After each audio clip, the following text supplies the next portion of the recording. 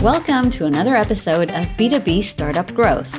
I'm Sean McHouse, and in this podcast, I aim to share with you wisdom from some of the smartest B2B startup leaders and professionals that I know. We talk about all aspects of marketing, sales, growth hacking, life hacking, and everything in between. Hello, everybody. In today's episode, you're going to listen to me interviewing Jake Levant from Lightico. And we're going to be speaking about event marketing. And the reason why I interviewed him about it is because Lightico has managed to get remarkable results through event marketing. And Jake shares a lot of the secret sauces with us in this episode. So enjoy. Hello, Jake. Hey, Sean. So happy to have you here. Thanks for having me. Would you please first start by telling our audience a little bit about yourself, what you do, what you love? Sure. Well, I'm Jake Levant. I'm originally Canadian. Right now, I'm heading the marketing team at Lightico. We'll talk a little bit more about that. I grew up in the most stale and stodgy of businesses. After graduating my undergrad, I went to work at ExxonMobil, which is the most analytical, heavy-set organization. I remember everyone there had these big bell-bottom suits, and there was carpets on the walls. But it was the best payer out of school. So that's how I started my marketing career, with the engineering eye and the analytics on everything. It was a pretty depressing place for a young guy. I think there was no one between the ages of 20 and 40, but I had to make my stamp there, and I was trying to be the fastest moving part of the business. It was exciting to try and move that slow oil tanker. Had some successes there, and I was excited. I realized that wasn't going to be for me, so I bounced to a more marketing-friendly organization. I tasted Procter & Gamble. Now, Procter & Gamble is the epitome of consumer marketing, where we tell stories, and we brought some of that analytics aspect to it, but we spent big money on our products. I remember managing portfolios of five different brands in the same category. So it was all about the different storytelling and knowing your customer. And then you had to manage the channels, which would be the supermarkets or things of that nature. And you had to build personalities for each one of those different ones. And I didn't know why I felt so accomplished at the end of the day, but I knew that there was one less kid with a stain on his shirt because I had done a good job selling laundry detergent. The more fun stories are around the hair products, where I was learning the ins and outs of hair color and so on and so forth. So that was really great in that spending a lot of money with the same analytics discipline that I had at ExxonMobil, they brought that to Procter & Gamble. But of course, we're doing consumer marketing, which was way more fun. And in those days, I know that's a bygone era, we were just moving to digital. So it was experimental. When was this? I think it will have to throw back 10, 15 years that we were experimenting in digital. I remember we did loyalty cards by SMS to women to recolor their hair every 6 weeks. Yes, I know all these trivia facts. So we would have an SMS club to remind you, and we would give you coupons every 6 weeks to increase your hair color consumption. I know all these words, both in English and Hebrew, because I work in this market and internationally. So I have all the vocabulary that a new Olev learns. I have a disproportionate number on luscious hair. I can talk to you about all the different shades. So that's the Procter & Gamble. So that brought me a little bit closer to consumer, and then actually went digital. So I had a few interesting digital experiences. And what was very exciting for me is that we matched that analytics with, and the more digital, the faster we can innovate and the faster we can try and disprove and prove things. I think that the next major milestone was a company called Fring. Fring was a mobile VoIP service, and it was in an app. But it predates the iPhone App Store and the iTunes, which is incredible. So there were no rules. And we were fighting against the carriers who didn't like us. And we were fighting with Skype. And there we learned that doing things the way the big boys did it was absolutely wrong. It couldn't win. Now, the end of Fring is a different story. But what was 4 years of glorious storytelling, incredible innovation, breaking every rule. It was exciting. Where the marketer could really grow. That was the start of blogs and influencers. Really, it was about picking fights with Skype and pretending to have legal battles and so on and so forth. It was about having frenemies like the telcos. It was really exciting to be both a consumer play, but also to know that your exit was going to be with the B2B. So you had to understand how to be just provocative enough to get their attention, how to couch that in the right way, but understand in the end that's who's going to be your strategic outlet. So you've actually raised here ideas for 10 different podcasts that I want to do with you. But today we need to pick one specific. That's right. So we're going to move forward. I mean, I'll zoom through this. Since then, we took on the digital space. Consumer marketing was one challenge. We saw that the high value was starting to bring those consumer aspects more into a business-to-business sphere.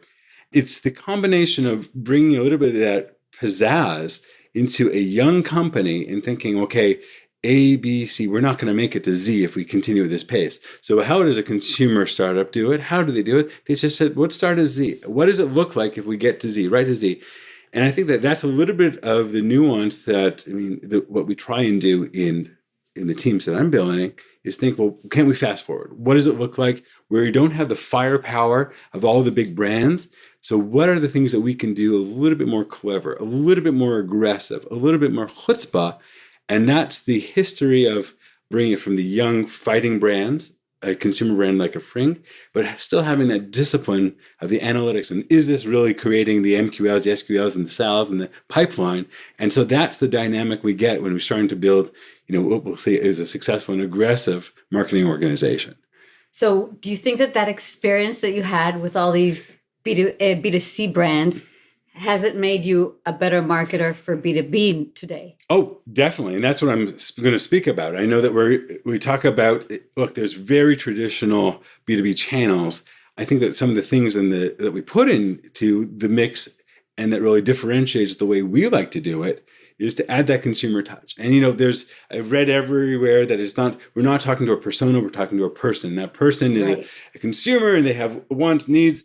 And though we don't put red, on sale here signs, we still do have those impulses. And so how do we mix the two to be effective B2B marketers? What's the consumer spice? And so that's now there's a lot of learning curve on that. Of course. What's the tone and style and when to use which muscle.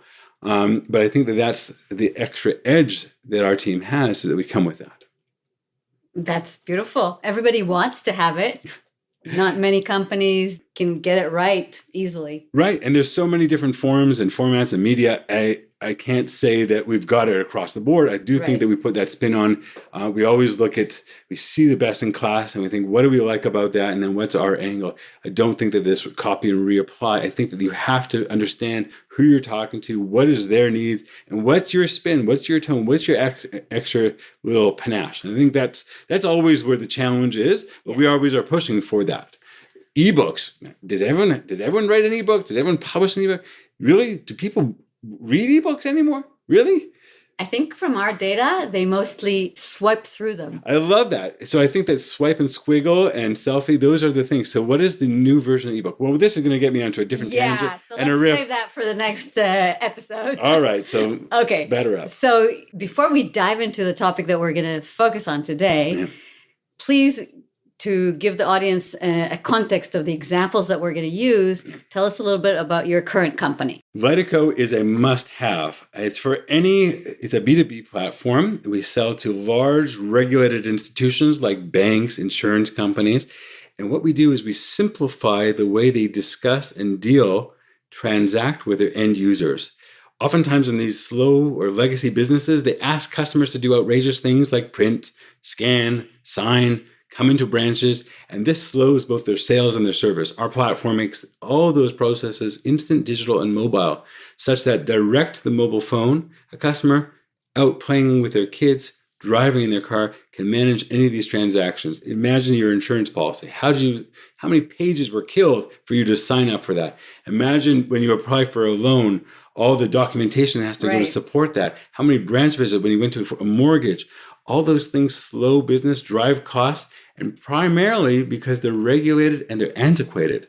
So Lightico comes as a B2B platform helping these large institutions service their end users in a more efficient, streamlined, and automated fashion. So in simple words, you go to a bank, for example, and you provide them a platform to make it really simple for them to get people to sign whatever they want them to sign. Great. Signage, submission, forms, pictures, driver's license, payments, anything of the sort. Anything that's complicated and sticky, anything that frustrates you, we make it simple. Jake, now that we understand the context of your product, let's talk about what your company does in event marketing.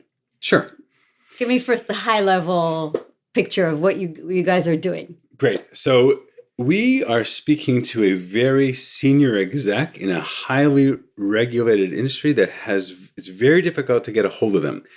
And when you think about how available they are through digital channels, are they really sucking on LinkedIn like we are? Really? Are we going to find them on Facebook? Do they really engage with us? Those are challenging places to get it just right. And I know that we've got all the technologies of getting the Zoom and then the upload and the match, and we do that very well. Mm-hmm. But if you think about the opportunity, if you can find those people at an event, not only are you going to engage them at the very top of the funnel, but if you have engaged them in a purposeful manner, you can move them quite quickly down from just a, hey, I know you, to from a pixel, we'll call it, mm-hmm. to an education, to a demonstration, to what we'll call from an MQL to an SQL, and quickly move them to an SAL. So the ability to do very targeted event marketing where you know exactly where your persona is going to be, meet them, engage them, and then bring them through quickly, you have enormous flexibility there to tailor and learn, unlike in any digital channel. Your typical persona is what person in the organization? We'll call it something like a vice president of sales, something like that. Okay. So you feel that when you're investing in event marketing, that's a more effective way for your company to get in front of this persona, vice president of sales, right, than in digital inbound marketing, outbound. So if you're talking to a VP of sales or loan origination, yeah, or consumer retail sales, whatever that definition might be, mm-hmm, we can find them for retargeting and we bring them in, but we know that we can move them much faster in an event. Right. Firstly, we can target them. And so we see the lists, we know the organizations, we do a very thorough analysis about which events. And some, mm-hmm, events are geared for vendors. Some events, right, are geared for participants. And so do you want to be one of 50? Do you want to be the only marketer in the room?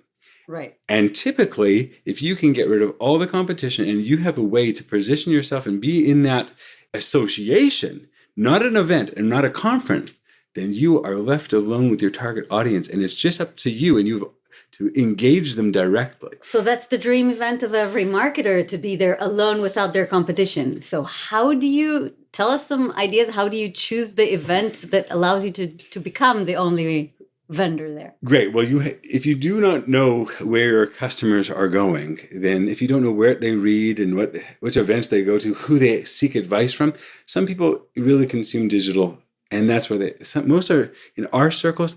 There's a lot of hype. So people want to use their peers. And so, mm-hmm, they use that actually to learn from one another. And they're very selective as to which ones and who they want to learn from. So actually, if you get into these associations, mm-hmm, sometimes you have to pay. Sometimes they have speaking slots. Sometimes you just have a booth. Once you are in these circles, and you can see who the vendors are, and you, of course, ask for the list of the previous attendees. And if it doesn't look like any one of those people, if those are not the people you'd want to come in digitally, then that's not the conference for you. So explain better what you mean when you say associations. Okay. So, for example, there's different associations of bankers. There's endless fintech events. Right. But if there's an association of bankers, a consumer banking association, yes. The American Banking Association, yes. So how do you know that the salesperson is going to be there, if that's the guy you need? Okay, so every time you have this, they have a whole series of different events. By the way, they also have online events. Right. But their physical events give us an advantage because we know exactly how to profile, how to qualify, all those things we try and do online digitally. Mm-hmm. We can do that very efficiently there. We have We see the lists. We do warm-up exercise. We'll talk about all those different activities. But once you're at that show, you can get the lists of who's been there. You can speak to previous attendees. You can actually talk to your customers and ask them which ones they go to. Then you do the various warm-ups to make sure you introduce yourself in a way that, hey, I'll meet you at this show. Are you referring to usually smaller events of a few dozen people? No. Or you're referring to thousands, hundreds? What So typically these events are, we'll call it 500 people events, as big as 1,000 people events. But these associations will have a very high hit rate. And if we are talking, if I don't have the vice president of originations or sales, then I'm going to have the CEO. I'll have the CEO. I'll have the right level decision maker, and that person will be so, because I have my pitch, I know how to navigate that level of seniority towards bringing the person in. So firstly, I can see exactly who's going to be on the list, and that's a key decider as to whether I go there. A great cue as to how much do the tickets cost? How many vendors are going to be there? These are great things. I want to see the lists of last year. If these lists, if I go show them to the sales development guys, if they wouldn't call them, if they wouldn't go proactively call them, why would I spend my time? Why would I spend my thousands of dollars to go out to the show to that? These have to be the place. And I have to tell you, when you get this right, your cost not only per MQL drops, the SQL and the SAL, it's the lowest cost of acquisition when you get this right. But the secret sauce is choose the right events. Of course. Right? Of course. And when you ask people for their experiences at the events, people have very different requirements. Many people go there for account management or for brand awareness or for credibility. I'm talking from a pure demand gen. Right. Now, there are other benefits, and I see that this is actually, not only are we able to do efficient demand gen, one is that we have an incredible product feedback loop. We actually demonstrate our product, and I think it's important that you can show, not just tell. So that's one of the aspects of another feedback loop. Additionally, we actually gain credibility in these people. Oftentimes people engage and we bring over partners. We meet other people in our ecosystem that further elevate us. Next is beyond the SQLs and SALs that will come from this. I have a list that we will continue to work of those people I wasn't able to engage with. So can you tell me, after having gone to many such events and calculating all the ROIs, is there anything that you've learned beyond logic, which I can understand your logic, go to events where your personas are, of course, that's trivial. Yeah. But what have you learned that you didn't know a few months ago or a couple of years ago about choosing the events? Well, choosing the events, I think, is fairly straightforward. One of the things that people don't look at is who their competitors and who the other vendors are. They have to look at a vendor profile and the personas of who are going to be there. You need to look at both sides of the equation. Sometimes you see all the attendees, half are vendors. Okay. Or half are venture capital. I mean, is that a place you want to fish? Are you looking for money? That's not necessarily where you want to be, or maybe it is. So those are important to understand the profile, both of the attendees and the other vendors and the suppliers. And the fewer on that side, the more on that side, the better. If people are offering free tickets, it's a terrible sign. Okay. If you're going up for executives, if they have association, if the more structured the learning, the higher the value of the attendees. You can look at these things, the higher the price point. If you have to pay $5,000, who's coming to that event? If they pay $5,000 for an association membership, you can see that all of a sudden you're raising the bar for higher and higher. So those represent the executives who will be in attendance. I see. That's a very good tip. I also think that who goes to the show is critical. Who goes from your company? Who goes from your company? So who do you send usually? Well, we go, I think that firstly you have to be presentable and you have to be, we call it the mall cart behavior, whereas it's very Israeli, but you have to manage the presentability with the mall cart behavior. What is that? Well, if you go to the States and you're in Florida, you'll see these little ahava carts in the middle of the malls. Okay. To the listeners who are not from Israel, Ahava is a brand of a beauty products, you call it a skin care, something of the sort. That you're walking in the mall and there's the audience that just are walking by. But the person who's operating that cart in the middle of the mall is purely commission based. Right. And so for them to be sitting at their cart, they're not going to get any business. They have to be very proactive in terms of engaging everyone who's walking by. So you have to have that mall cart behavior of no one's going to stop at your cart. You have to be very proactive in going out. In bringing people in. In going to them. Now, not necessarily has to be at your booth. You have to engage people. Now, understand the seniority. Oftentimes, you're dealing with the most confident and capable people. So you have to both have that demeanor such that you will go out and engage them. But you also have to have the know-how and the presence to understand how to engage a C-level. So from what you're telling me, I'm actually learning that you guys are going after people who you didn't set meetings with in advance. From what I've been learning from a lot of companies, it's a common saying that if you're going to an event to meet people there, which you didn't engage with before, it's not effective as it is to, engage with them before. What do you think about that? So I'm telling you one of the ingredients. Obviously, there's enormous pre-work that's going on with it, warming them up, if it's through emails or LinkedIn outreach or calls to set up meetings at a show. That's an incredible source. Sometimes not everyone's there, and sometimes they don't respond. Everyone knows us before we go. We've had those touch points, but are you going to be able to engage with them there? And that is the most high value. So even if they've been hearing from you over the phone, you still need to grab people and have that go out and be very outgoing at the show. And that means at the show, that means the smoke breaks, that means at the gym, that means at breakfast. All those are points of working. And if you are going to have breakfast to yourself, you're missing an opportunity. So don't send your shy team members as much. No, certainly not shy team members. That's exactly, they have to be very outgoing and see the opportunity. Now, of course, in a place of 1,000 people, they need to understand quite quickly whom to pursue and whether they're relevant. So that brings on different layers as to, firstly, they have to be outgoing and confident because they're engaging, in our case, a very senior member of the team. Secondly, they have to do quick profiling. And so we have a whole education program in our team about how to do the profiling, how to engage. It's actually an incredible training session. So could you take us step by step how you prepare for an event? Yeah, that's going to be... how long before the event do you start preparing for it? Well, we have a calendar as to where we think we're going to go, and then we're currently updating that based on what's happened in our traction at the various other events.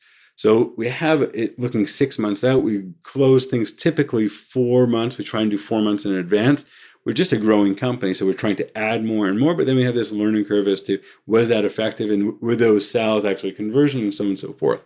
So it's about 4 months when typically the lists start getting activated and brought in and we get apps and so on. Can you walk us through actually a specific example? Can you think of like an event that was especially successful for you guys lately? Sure. And maybe we can go through the steps. There's an event happening on February 12th to 14th in Vegas. We know about this event. We've booked our booth already after last year. We have the list of who... What's the name of the event? It happens to be the American Finance Service Association. It's an association with a lot of lenders. Okay. It's in Vegas, of course. We have upgraded our booth. We know exactly which booth it's going to be there. It's already ready to rock. We have our experts from that domain who are both domain experts and also outgoing experts. We're bringing in senior executive power because we know that we want to be equal to them, not just on the engagement. We want to be able to ladder any conversation up to the right senior sponsor on our team. So wait, how many people do you bring in? So at this point, this one's going to be about 3 or 4. So we have a fourth who's going to join us from the States, but in terms of what their role is, in terms of partnerships and lead gen, that's actually a bit of we have 3 specifically expressly for demand gen, and the one in terms of a little broader head in terms of what they're there to do. Okay, so the people you're bringing in are the marketing team? We send marketing. In this instance, we do a full training. We have SDR, we have the AE, we have an exec, and we have more of a partner-oriented person there. Okay, so you start So as you identify the event that you want to go to, Yes. that starts usually how many weeks before? Well, in this instance, we start having a calendar already of last year's events and successes. So we have about a year's forecast. Okay. We start sharpening it within 6 months because at that point, the spaces are starting to fill up. We probably commit about between 6 and 3 months in that window. In that instance, we've had enough digestion of what's happened previously, and then we put our battle plan. Some things are very methodical when we get the lists, who's quarterbacking from the SD, who's quarterbacking from the marketing side. So what does quarterbacking mean? Great. So on a marketing point of view, it's going to be what are we going to do in terms of booth at the show? What are we going to do to support it in terms of the marketing ahead of the show, the emails, the ads, and so on and so forth that would go ahead of it? What are the demo environment? What's the booth going to look like? Do we have any giveaways? What's going to call people in? The SDs are going to be mainly on, we've got the list, or here's the primary list we're going to push for the booth meetings at the show. Okay, so from all you've just listed like 8 different things that you take care of. Yeah.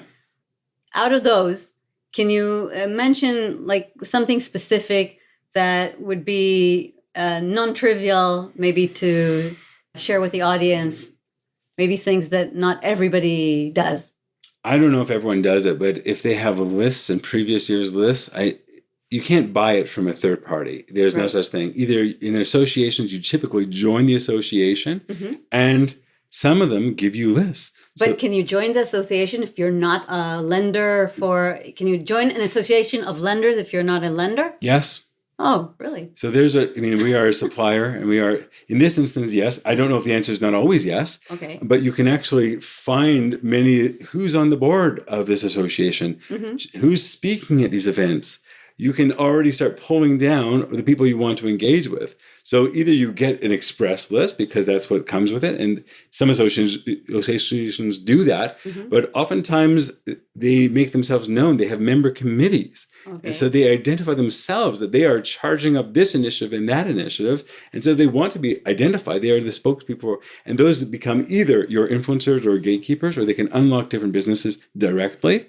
Or that is a different way in. You can also pull the previous attendees list. So you must have a list of the attendees, and that's how you're going to judge if it's a good conference for you anyways, and that is going to be your activation point. So you have the list, you have a derivative list, and you start activating both in terms of marketing channels, and your SDs are going to be doing that as well. So do you have any specific instructions to the people there that you think are also unique to things you learned lately? Yeah, I mean, we have there's very important things about booth behavior. Booth behavior is there's no chairs in our booth, for example. Smoke breaks are working. If they at all, the gym is a place of work. Breakfast is a place. I have 6 breakfasts every time there's a breakfast. That means 6 mini meetings. It's hard work to go to enormous, an event with you guys. It's an enormous, but it's the most expensive, but it's the most profitable work we do. Okay. And so you need to have high energy people, and then you just pick up on cues. Obviously, someone who's bringing in their own Starbucks is a different caliber person than someone who's drinking the local coffee from the event. So you have to pick up on those. That's interesting. I don't think I would have thought of that. Endless cues. And then so that's the profiling. And then it's how do you engage them? And then you have to hold their attention because no one's there to talk to a vendor. So how do you engage them? And then how do you do it in a direct way? Understand that these are the most confident, knowledgeable people that you could ever hope for. So how do you get their attention in confident but not aggressive fashion? So do you have any specific, like a unique idea of how to grab somebody? Well, we have a whole training program actually in our team. Yeah. So give us a nugget. Well, no one's there to talk to you. So you have to engage directly. And typically it's just speaking about them. And everyone's excited to talk about them, and they will qualify themselves or disqualify themselves quite quickly. Okay. And so how you do that, that's the subject of, you have to physically, you have to hold them. Right. We call it stop and block. So you have to stop and block the progress until they qualify themselves. Now it sounds aggressive, but you actually have to create a barrier. You're in interruption marketing at an event. Wow. So you are, firstly, this profiling, who I'm going to speak to. Does it look like the customer? And you can tell someone who's wearing a backpack, someone's holding a cup of coffee. No tie is very confident. Wearing a blue suit, no tie. Mm-hmm. That's a very confident look. Is that your buyer? Is that the right persona? So you can start picking up these. And if you know your people from either LinkedIn profiles or if you've seen the boards, you know who they look. First of all, let's make this comment that this profiling that you're giving examples on is typical of the bankers. In a different sector, it will be totally different, right? Right. No, I'm not suggesting that everyone's looking for that. Right. I'm suggesting know who you need to speak with. Right. Sometimes you're looking for an IT person. So is the suit relevant for you? No. So it's not going to work. But the idea of selecting who to speak with is very key. Even in a place of 800, if you go to, I can identify someone across the room because I know what my buyer looks like. And so they're not at my booth. And I don't expect them to come to my booth because I'm a bother for them. They're there to learn from their peers. But I do know who I'm going to have a drink with right now at the bar. And I know my jokes, my warm-up. And so I'm going to essentially stop and block them at the bar. Do you come with a list of jokes prepared? I think that if you've done it, these are like the jokes you tell your kids too many times. So I think that everyone has these. I think it's, in my instance, it could be like hitting on men endlessly. That's what it feels like until you find the right one. So you have to have the confidence, and it's exciting. Let me just put this straight. Most of the time, the work is done in an office environment. So to be out in the field, to be engaging directly, not through a digital channel, and to have that immediate feedback loop and understanding which points work for you and what words don't work for you. So you're sharpening your marketing message, you're improving your product, you're getting sales feedback. Does that also feed into your digital marketing effectively? Certainly, because you start to understand what these people, what are the tone and style. I mean, certain conferences are all about football. So are you not talking football? Are you not, the NFL logo? Then what can you do with it? You just get these insights that you could never get from a digital format. So I think it's also very good. Whether or not it's a long-term play, everyone wants to go digital, no touch. Right. I get it. Yeah. But in terms of learning curve for a young organization, it's a mandatory. Right. So there are mistakes. You go to the show off profile, or you get them into the meetings later on, and it turns out that they're not really the decision maker. There is a learning curve. Right. But that feedback is enormous, and you do not have all those questions and answers and those stings that you often have by saying the wrong thing to the wrong person. Can you give me a specific example of where all this beautiful process really came into life and brought really good value? Sure. There's a consumer banking association, which I made mention of before. It's probably the dullest association that any marketer could go to, and that's what made it so attractive. A lot of stodgy brands there, and a lot of, you can imagine, homogeneous audience. Perfect for us.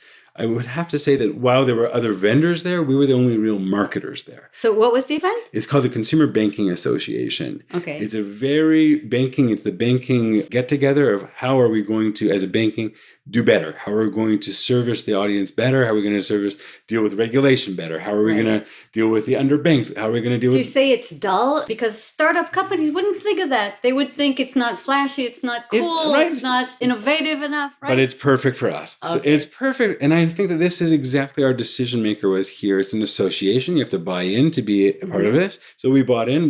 We're a late joiner, but after getting the lists and joining, we certainly saw that this was where the C-level was, and we saw specific names that we would want to target there. Perfect. Our booth was a little bit out of nowhere. It was in the back. Mm-hmm. Okay, but we've got the aggressive personalities who are confident, know how to engage. We are often spent most of that time out of the booth. So we had one person at the booth because there was footfall at the booth, and he was doing the block and talk strategy, which we were talking about previously, where he would put his hand out and introduce himself to other people. Mm-hmm. And he would do all the profiling we discussed before, the watch, the shiny shoes, the no tie, all these things that would indicate that this is our person that we wanted to speak. This block tactic. Yeah. Do you have to train a person to be that, or you find people who their character can do that? Because for example, if you'd ask me to do it, I couldn't do it. Oh, I do it. I make it to the extreme because it's not natural. But in our marketing, it is. That's exactly what we do in a digital format, and that's what we do in sales. We do interruption marketing. And here we can do it actually in a more personal way. Digitally, you're anonymous, so you don't mind interrupting people. Understand that this is the person you've been dying to speak with. You've tried all these efforts. You put the salespeople who are so thirsty for the conversation. Now, the block and talk sounds physical, but basically you're introducing yourself. It's like going to a big party and everyone's looking at their phone. That's not why people are at the party. It's how you make that introduction. Someone has to be the outgoing person. Right. And it's easier to do if you're confident, if you're friendly, and if you come out with a little joke, and then you get them to talk about themselves. Isn't that how you would do it if you went to a bar? Of course it is. Everyone's looking at their drinks and their phones, but the person who is a little bit more confident and does the approach wins. And that's the first step. So while someone was at the booth doing block and talk, I saw that man. Which is funny to say, I saw exactly on profile, he was avoiding all the vendors and went straight to the bar. But you didn't know the person specifically. Didn't know their name. It looked to you like it's the right profile. It didn't know the name. It just looks like exact profile. The way he was certainly on profile and how he treated the vendors, how I would expect him to treat the vendors. Everyone wants to talk to him. He went to the bar. Oftentimes the drinks are in the exhibitor hall that they have to walk through. He made a beeline for the bar at the end of his day of talking about compliance and whatever the other issues are that were top of the agenda. And someone had to approach him at the bar. And that's exactly it. And that conversation, getting him to first talk about, are you drinking Corona? Or I forgot what we were talking about. What drink? And the fact that he was only holding one made for a joke because I, of course, took two. So that's our point of the conversation. We started with the drink quite quickly into what are you doing? Oh, yeah, that's interesting. He described what he was doing there, and he profiled himself, which enabled me to engage him, bring him eventually to the booth, bring him the demo, and he's a top 10 bank. Amazing. Yeah. Okay. So, and that happens to you more than once. It happens to us more than once. Yes. It happens to us more than once, thankfully. And I think that those are the behaviors that create opportunities. You have to create those opportunities. And so you have to have the persona, you have to have the people, the staff, you have to have the booth presentation, you have to have the follow-on procedures like we talked about, we have to have the marketing air cover ahead of time, we have to have the SD beforehand. So this comes together to bring in those type of opportunities. By doing it frontal, your learning curve is just dramatic. It's incredible. I would encourage that. I don't know if everyone's got it in there. I think it is expensive, a little bit of flying, but I do think that not only for lead generation, but there's many benefits. You understand the partners, you understand the marketing, you understand the message, the persona, all these things are sharp. So I for sure, all these benefits you mentioned, most companies realize them and they do to events to some extent, everybody. Now, the most interesting question that I want to ask you about is, how do you calculate to what extent is it worth it to do it for your company? Because the way you described it, it's quite an effort. And especially startups, when they have a limited team, limited resources, they can't go to dozens of events a year, the way you explained how you do it. So can you tell us a little bit about specifically how you measure ROI from your events and what is the benchmarks that are representing the events that are worthy? Okay. So we have a very specific audience. Yeah, we formulated it. I think we were just doing our year in review. We went to 17 shows. Wow. And we learn a lot about what is the value, but it's our lowest cost aside from organic. Per acquisition. Per customer acquisition. It's our lowest cost, which is, it's incredible. And some are utter failures and some are incredible. So I'll give you a benchmark stat on ROI. You know, when we used to toying with content, can't get it to work effectively for us.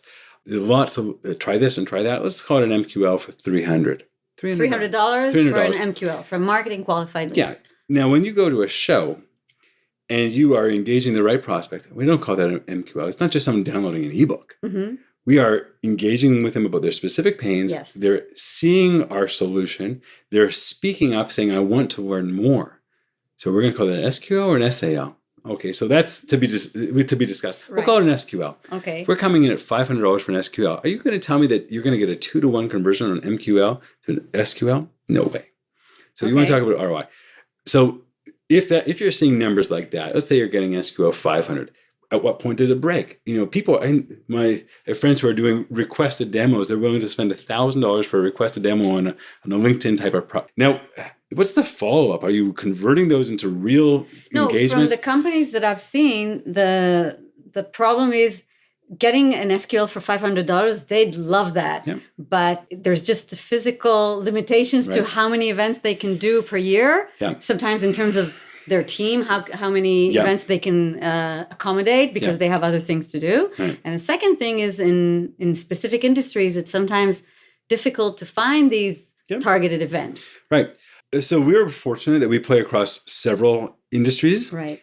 And we also play across several geographies. Mm-hmm. That said, I would be surprised that you can't find four. You can't do four events a year. 4 events a year at minimum. I can't. Now imagine you got this type of lending and that type of banking, and then hey, I also deal with insurance, and then you say I do America and I also want to do UK.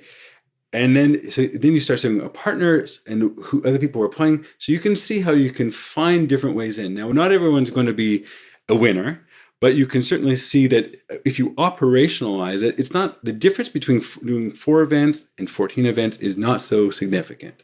You're just doing the travel. And so obviously we'd like everything to be very close to home. The events are not here. Our buyers are not here. Here, you mean in Israel? In Israel, right. or close to us. Even if you're in New York, then you have to go to California. So there is a flight and there's an overhead to it. Right. How do you do that in an economical fashion? Both in terms of money, that's putting that aside, but also in terms of team time. So you have a group of people that can go. But oftentimes 2 is enough. 2 is enough to be out of the office. And when you go to California, they're gone for the week. But when you think about all the opportunities, you're betting big on that show, you should be able to bring really handfuls and handfuls of SQLs. Handfuls. By the way, some of the people you meet there might be MQLs, meaning they're the right persona, the right company, but maybe they're not ready to buy from you right now. So maybe tell us a little bit about what do you do in order to make sure that after the show you maximize the conversion and the engagement and the nurturing with them afterwards. So this is an incredible area where even if the show was great, everyone comes back after a show and feels great about themselves. And it's very sobering when you look a month out as to what we really brought. And so this has been an area of enormous investment to squeeze out the value that we got in the shows. So for example, we have an automatic calendar booking at the show. So we book it right there, the next step. We make sure that the person has in their calendar and accepts the invitation right then and there. And this AE who's going to be taking the account accepts on the spot. We also button them up with a gift and take a selfie at them, such that our follow-ons are personalized and they like us and they bring something home for their kids. What kind of gift do you get them to take a selfie with? No, there's anything. There's toys. Generally toys. Toys for the kids? Toys for them that that you can package as something for the kids. It's something that's really for them. But it's not pens. It's not, that's not memorable. We want to have, that was an amazing thing. It's the symbolism of, and we had a great time. And that symbolism of this is the selfie, it contextualizes. Because at the end of the show, they're coming away with many things to think about. But when they give that gift to their kid and they see it playing, it's got a little label on the back. Okay. But we took a selfie. I know that's our continuation point. Moreover, note-taking, incredible and really important so we don't start at ground zero. What we do is we have a group that the minute the demonstration is booked and the person walks away and we give them a thank you and a pat and a selfie, then we take immediate WhatsApp notes and we verbalize. We have a quarterback at head office who's writing everything into Salesforce. All the notes are done such that the person on the ground can get right back into business. They leave a 1-minute voice message and we have a quarterback during show hours that they put it right into the system so the AE is already getting smart and they can pick up the conversation from that point. Amazing. Then we have the follow-on as to we have either SD or AEs that's managing that relationship until the meeting date. We have another trick or two that we put in there to make sure that they improve attendance. We have the marketing nurturers kick in immediately and the sales conversations kick in as well. So those things are critical. Still, we have all the things we do have non-attend. We have marketing qualified leads that still need to be digested and developed. That's the bonus round. We don't measure the ROI on that. That's not why we go to the shows. We already had the list. We knew who they were. Right. It's not hard to use Discover.org or Zoom Info or whatever it may, or even LinkedIn. You can get those personas. It's the ability to go so deep with them. And you can actually customize your sales and marketing with them in front of them. So, what interests you? They just qualify themselves. So we really are measuring the ROI of these immediately from what is booked at the show. But we have all these periphery benefits of the marketing and the use cases and the continuation of the relationship. Those are the side benefits. It sounds to me like what you're learning from the engagement face-to-face should be super valuable afterwards to reproduce also in the digital relationship that you're building. Do you find that you do that? Sure. Well, that is very much one of the benefits we take from the show, that we have all those insights. If we could cookie cutter our digital, then we would. One of the challenges and why trade shows are so effective for us is that we know the baseline, but the hooks into that C-level or that C, it's not always the same hooks. And so by adding that human layer who does that blocking and talking and engaging, it allows us to do a little bit reveal. of to have them describe for what is the pain, why are you at the show, what are you here to do, and such that the person who's at the show or at the bar or at the booth can then do that slight degree of tailoring so it would meet them. The caliber of the people we're talking with, it could be that there's 10 ways in, and we may have tried all those 10 ways on digital. But so we have those in our bailiwick, and we have all the variants of the ads. But so we do digest that, but certainly the power of being able to do that dynamically after they've identified themselves. We call it intent data, right? Intent data is so enormous. It's the dream, but the signals. So we have intent. Yeah, I'm in the lending space. That's one degree of intent. But then you can do a 5-minute qualification before you describe what your product is. We don't have that flexibility in digital. We have to put forward an ad, put forward an email already. We do A, B, C, D, E, F testing. I get that. But the flexibility that you have by having a person who's knowledgeable, convincing, and engaging there is unparalleled. Agreed. Sounds like now everybody listening should run out and do 20 events a year at least, if they can't do 40, right? Maybe tell us what are the events that don't work out? Give examples of when you shouldn't go. Well, there are triggers for us. Free for the audience is not a good one for us. If we don't think we can have good conversations with about half the population, it's a problem. If there's a population that's full of words fintech, startup, that's not for us. Accelerator, anything of that nature. Anything that's venture capital oriented is really innovation centric. Those are not ways for us. So those are cues we also Did you learn all these lessons through failing and choosing? Thankfully not. These ones were pretty glaring. But it's also, you do have to try once and realize where the issues are. If you're not even getting in real conversations, then maybe your persona is not there. I think that you can find these out before you go. Obviously we are all inundated by people trying to sell us conferences and events. If you haven't met someone who said, I go to this event, you can't get into a conversation. Chances are it's a scam. And believe you me, there are lots of these scams, and it's outrageous. So first thing to do, if you haven't heard of it, type into Google the name of the conference, scam. And if there's any results, beware. Next, get the last year's list. Look at the pricing. That's a good tip with the scam. There's incredible stories. Because everything looks too good to be true. Someone does their due diligence on you and says, you do exactly this. We have a conference exactly that who are shopping for. It's incredible. So By the way, Jake, this might be the most valuable tip you've given in the whole podcast. Well, I have to tell you, there's so much money going here, and it's an incredible industry. But there are people who keep on going to these events. And if you are not attuned to what happens and what the degree of conversations are, there's a story where someone goes to an event perfectly tailored with high intent people who supposedly have a project in your industry. And if you haven't heard of that event, and if you don't know anyone who went, and if you do a Google and you hear the word scam come up, don't touch it. If you haven't met a vendor, if you haven't in your ecosystem, if you haven't met a supplier or an attendee, or if you can't have a conversation with them, something's up. Of course. So those are some red flags. But towards whether or not everyone should go to 50, In some businesses it will work, in some businesses it won't work. But I do think that start with the first one. If you're not getting into those serious conversations, then you either got it wrong in terms of the persona, or your operations are wrong. It's not hard to do all your due diligence ahead of time, set up for some degree of success. Operationally, I think that this is a place that you can make incredible inroads. Benchmark would be 4 times. This system that we brought in, it brings 4 times the number of business that any of our well-established competitors who go to the same events, because they sit at their booth, because they're waiting for business to come to them. But if you are outgoing, if you're confident, if you're directed and profile and engage and qualify and have a series and a follow-up, you can bring 4x the business. Amazing. Okay, that should be the aim. That's beautiful. So Jake, you've raised so many super, super valuable tips. Really appreciate it. I've learned myself a lot. And to finish our session, I'd like to ask you a question that I ask most of my guests. And that is, if you reflect back to the beginning of your role a few years ago when you took this role, is there anything that you know of today that you wish you had known then? It may be obvious, but you don't have to play at every ball game. You just have to play at 1 or 2. And as you build your team, you can expand. I think that we have a tendency to think we have to be here, here, and here.